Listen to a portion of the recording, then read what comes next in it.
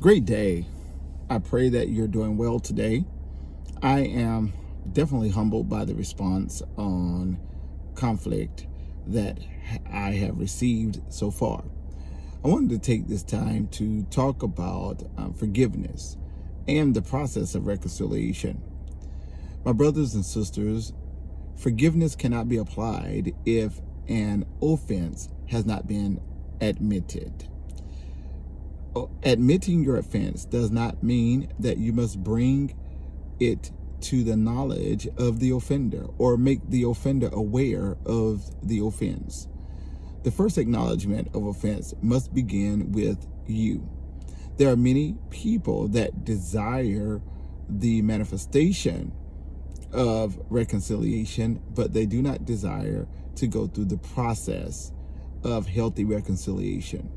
Reconciliation is an indication that there's a breach in the relationship, that there's been some separation or device to cause the relationship to be separated and no longer active.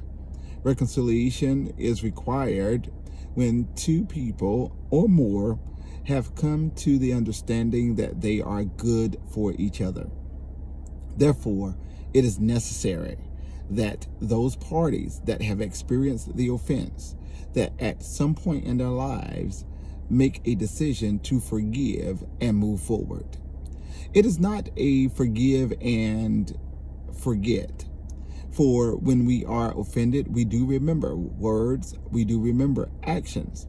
But when you are mature and relationship is important to you, you will not allow the emotions that you experience while you are offended to override the value that you can receive from the relationship.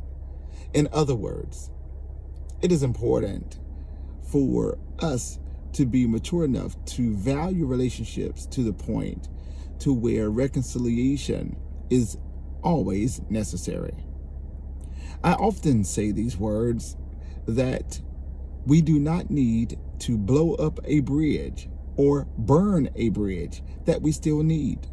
My brothers and sisters, one of the most valuable lessons that I have learned in life is to know that God is still in control over people's lives. You never will know how a person could bless you in your future. Just because a person is in a hardship or an affliction at this present time does not mean that they will remain there forever. It is important that we do not make permanent decisions on temporary situations. Let me repeat myself, because I do not want you to miss that. We must be a people that choose to not make permanent decisions on temporary situations. Therefore, communication is important. When we communicate, yes, we must seek to understand. But understanding is not just being silent. Sometimes you need to ask a question for clarification so that you can understand. Just because we have a difference of opinions does not mean, neither does it suggest, that you nor I must walk in different spaces. Sometimes our difference of opinions is actually what's going to help us to be better together. Because the Bible says, and he sent them out 2 by 2, that when we are walking out forgiveness, I have a book at home entitled, Do Not Forgive Too Soon.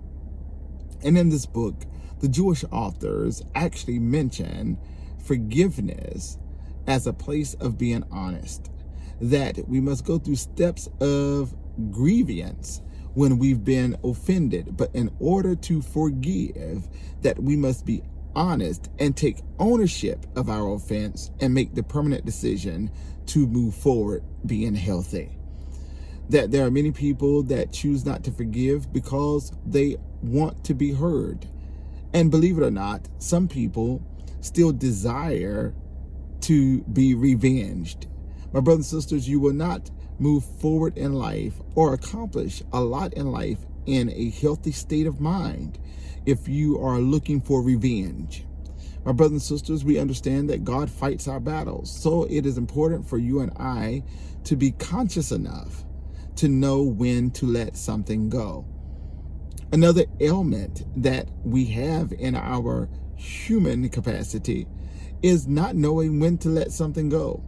Have you ever heard the term, just let it go, let it go? In my Kenyan voice, be easy, be easy.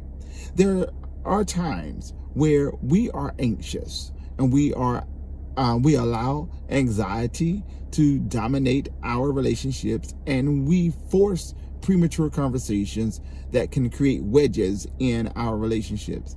When you are being easy, my brothers and sisters, the Bible is right. Seek ye first the kingdom of heaven and all of its righteousness. We just do not need to seek the kingdom for money. We don't need to just seek the kingdom for riches, but sometimes we need to search out the kingdom so that we can have the right mindset, the right attitude, and the right response in all things. It is necessary that we don't force conversations prematurely, because there are times where we force conversations that are held in the wrong timing. My brothers and sisters, it is important for me to also tell you that we do not need to hold all conversations in text messages. My brothers and sisters, it is easy for text messages to be misinterpreted, not understood. And how many of us have destroyed friendships and relationships because we chose to send a message rather than have a conversation? I classify that as short form communication. When there's a matter on your heart, when there is a concern on your heart, it is imperative that you seek for an opportunity to have a verbal conversation, because some things that are written are not spoken the same way audibly. Sometimes we can say things differently because you'll be able to hear the voice inflection. And when we have meetings physically, you're also able to see the body language. It is hard to interpret the intent and the motive of a person that is sharing heartfelt information through short form communication. That is WhatsApp messages, text messaging, inbox messaging, direct messaging, and sometimes email. My brothers and sisters, it is necessary for you and I to know that utter confusion can happen when we choose to share our heart using short form communication. So when we are looking for reconciliation could be far away, because if we do not have the courage to engage in heartfelt conversations, to discover resolutions, to discover clarity, then, my brothers and sisters, we put ourselves at a disadvantage. I used to be the type of person where I did not communicate well. I know you can't believe it, but listen, I really didn't. I did not communicate well because I was so defensive that I would listen to people, but I would try to conclude their statements before they concluded their statements. My brothers and sisters, I was the type of person that I listened for key words and not whole statements. How many of you have ever done that, where you have engaged in a conversation and you listen to key words and you try to conclude the statements without the person concluding their position? I used to be that type of person. The reason I was that way was because I was afraid of being heard. I was afraid of being received. I was afraid of being understood. I was so used to interacting with people that did not care about my next move, or they diminished what I thought, that I engaged most of my conversations with people waiting to defend my position. My brothers and sisters, when you are looking to reconcile, you cannot take that position that I took.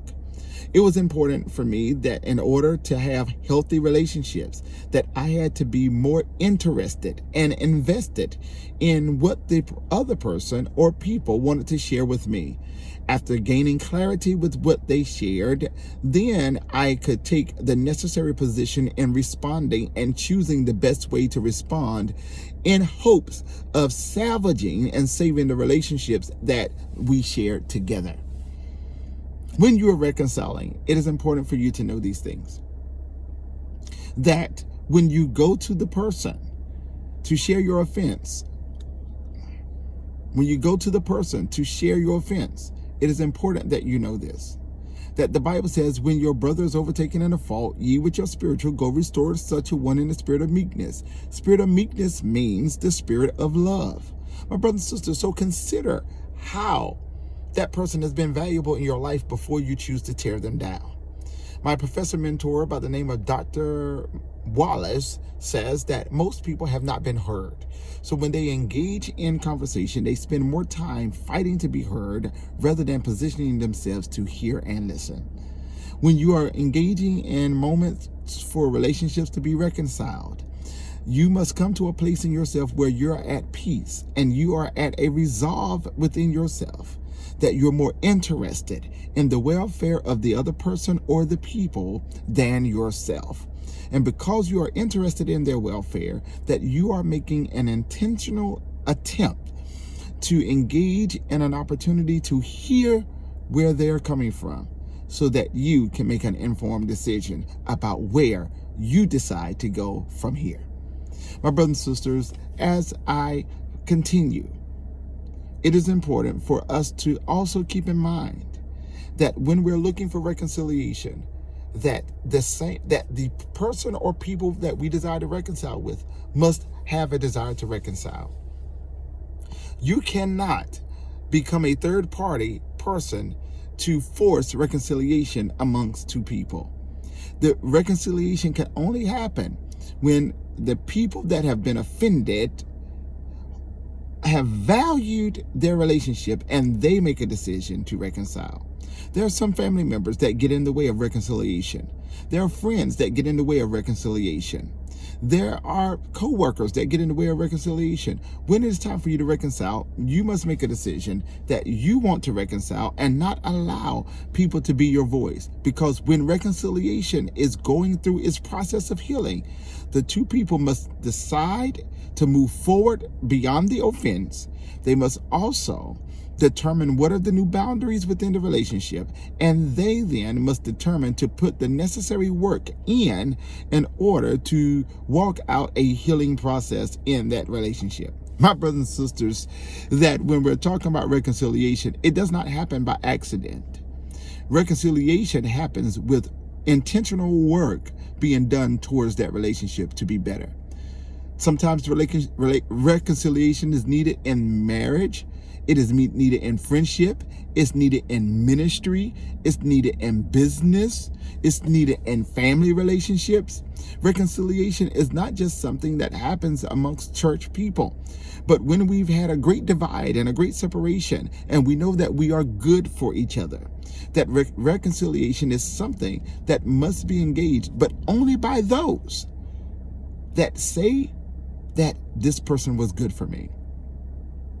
Just because we've been offended, it doesn't mean that we cannot get over it. And when we get over our offenses, we cannot spend time reminding the person and or the people of how they offended us. Let's grow together and spend the necessary time in being a better version of yourself. Before I go, let me give you this bonus. You can never control the actions of someone else, but you can always control the actions of yourself. So when you are engaging in the desire to be a better person, know that you cannot control the actions of the other person, but you have all control to control yourself, and you can respond differently, and you can be a better person, because being better is a decision that you make. And that happens when you have made the choice and the decision to live healthier, be better, and no longer be destroyed by unforgiveness. I pray that this bless you and that you continue on with your day in an amazing way. Shalom, shalom.